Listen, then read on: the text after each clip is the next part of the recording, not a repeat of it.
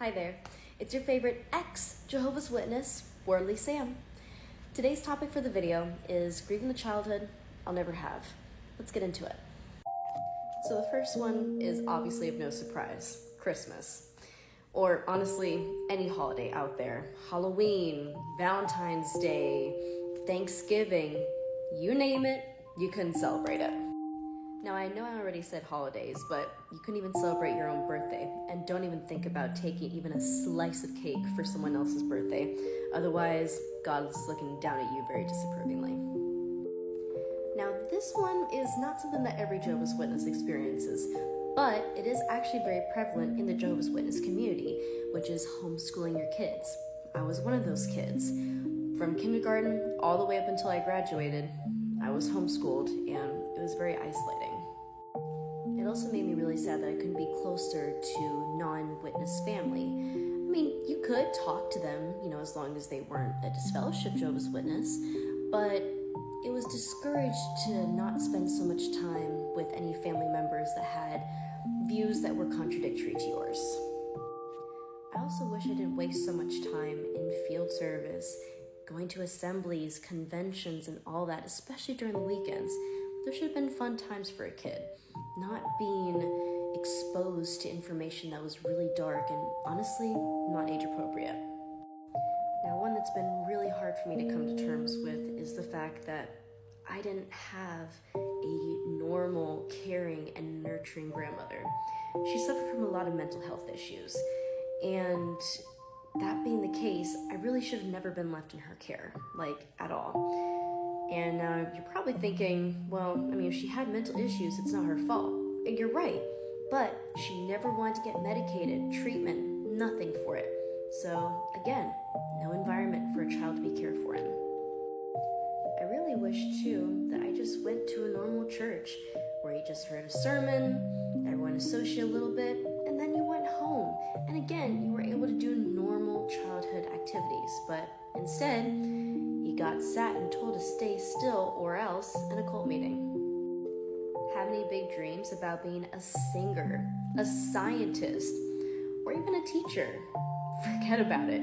Your interest should be the kingdom first, and if it's not, you're viewed as spiritually weak. Granted, that never stopped my dream of being in an education field. I may never be an instructor at a university teaching English, but I got something close enough. A dream of mine was also to just have a complete family.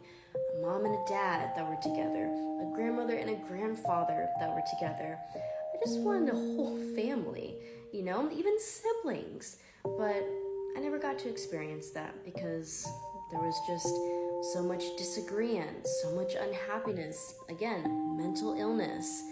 And if you didn't agree with the cult's teachings, then you couldn't be close to them anyways. Also, would it have hurt to have been part of a household where you could make mistakes without being labeled as a failure? Can you imagine the impact that had on my mental health? It was really bad. If you weren't by the book, black and white, following things exactly as you should have, then you were viewed as just a sinner and someone that, again, God would look down on. And especially when I was younger, I really envied other kids that weren't terrified of their grandparents or their parents beating them with objects, and while they're beating them, telling them that they're this awful, horrible, evil child that God would be happy to destroy. And how about let's go back to the basics of just being given normal medicine. Now granted, I have nothing against natural supplements. In fact, I think there are some natural things that you can take that are very beneficial for you. But I wasn't even allowed a Tylenol, ibuprofen, no sort of over-the-counter medication at all. If it wasn't homeopathic or holistic, it wasn't in the house. And this one definitely made me really sad as well too. While kids were talking about all the games that they were able to play, I really didn't even know what Super Mario Bros. Was until my preteen years. Now granted, this is not to say that I wanted all the gaming systems, DS's, Xboxes, PC. I didn't want all that. Maybe just one thing, even just an hour a week, but I was never allowed to have any of those. I wasn't even allowed to even have a real tablet until, again, my preteen years. But it was was heavily supervised. Now lastly, the only thing I wanted more in the world was to make friends, but you couldn't even play with neighborhood kids, much less make friends with them. And even in the congregations, it was so hard to make friends, not just because of the cliques, but because I was ostracized from my family and a lot more, which I will be covering in later videos. So there you have it. I appreciate you guys taking the time to watch my video.